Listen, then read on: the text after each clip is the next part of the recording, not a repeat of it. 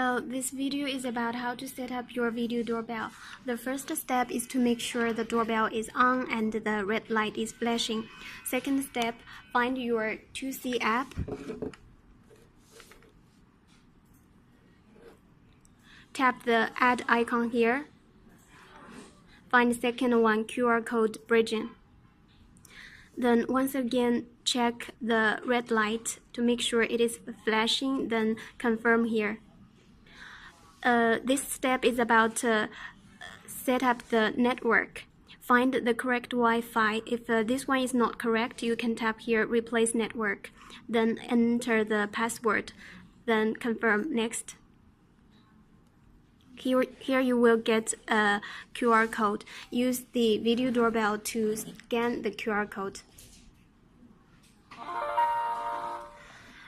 Usually it takes 1 to 2 seconds. Join the network successfully. Once you hear the sound, join the network successfully, confirm here, next.